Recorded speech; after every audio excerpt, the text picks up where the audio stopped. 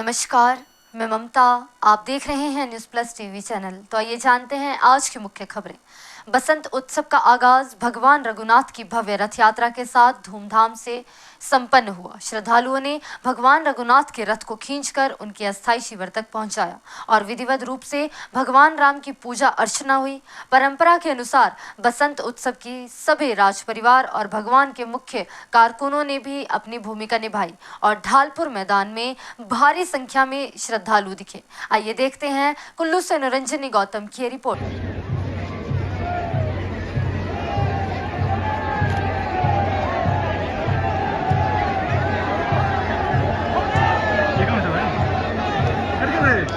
इस साइड में है पर एक जेन्युइन नहीं।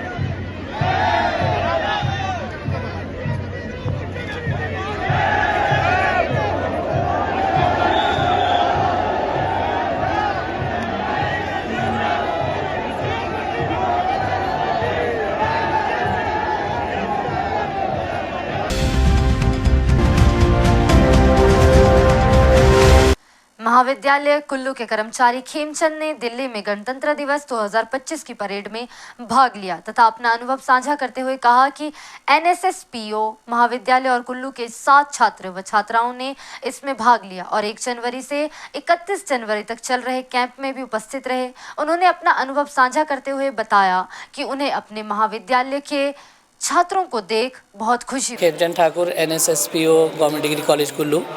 अभी हाल ही में हम लोग राष्ट्रीय जो गणतंत्र दिवस परेड थी उसमें हमने भाग लिया और मैं एज ए कंटीजेंट इंचार्ज जो है चंडीगढ़ RD रहा और इसमें हिमाचल प्रदेश, पंजाब और चंडीगढ़ के स्वयंसेवी हमारे साथ थे, लगभग 7 गर्ल्स और 7 बॉयज़।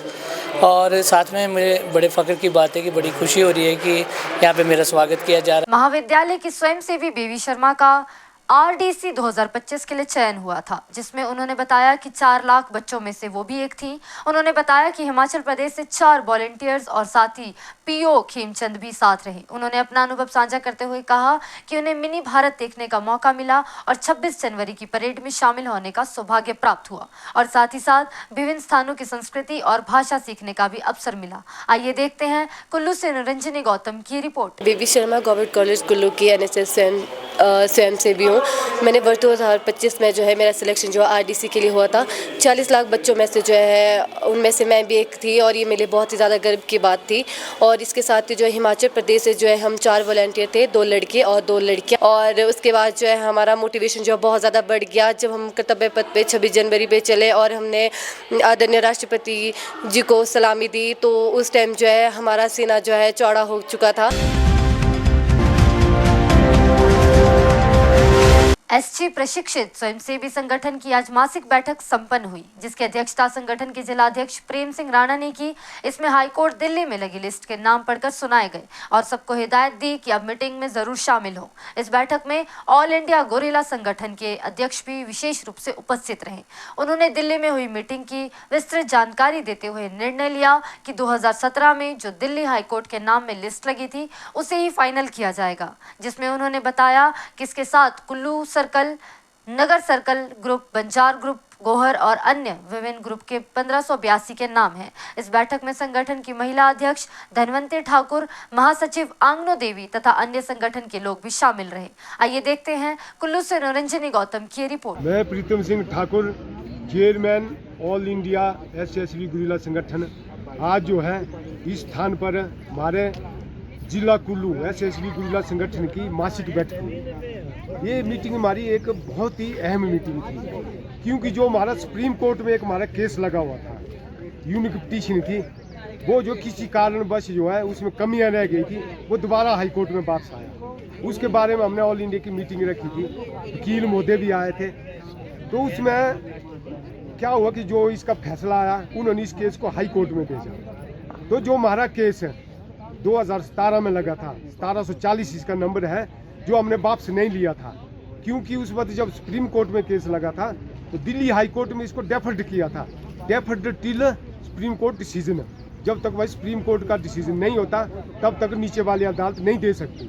तो जैसे ये हाई कोर्ट को आया तो दूसरे दिन हमने क्या इस केस को रीओपन किया और अब ये रीओपन हो गया है। तो अब इसकी डेट जो है सुनवाई की वो जो है 15 मई 2025 की।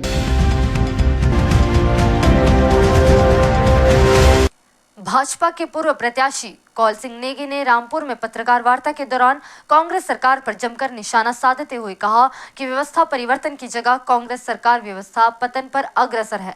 पंचायतों से लेकर स्वास्थ्य, पशुपालन, कृषि, बागवानी, सड़क या फिर ट्रेजरी, प्रत्येक विभाग में व्यवस्था चरमरा गई है। जानकारी देते हुए कौल सिंह नेगी ने कहा कि रामपुर और ननखड़ी ब्लॉक से अंतर्गत लगभग 80% पशु चिकित्सा केंद्र बंद पड़े हैं और जो केंद्र चल रहे हैं उनमें चिकित्सा उपकरणों के न होने से पशुपालकों को भी उचित लाभ नहीं मिल पा रहा है। साथ ही साथ बजट 2025 पर भी प्रतिक्रिया देते हुए कौल सिंह नेगी ने कहा कि केंद्र सरकार का बजट 2025 सर्वस्पर्शी, सर्वहितकारी और आमजन को मद्देनजर रखते हुए पेश किया गया है। आइए देखते हैं रामपुर से जितेंद्र की ये रिपोर्ट। आज ठेकेदारों की देनदारी की बात करें तो ऐसे अलग अलग विभागों में 1 करोड़ों की देनदारी है।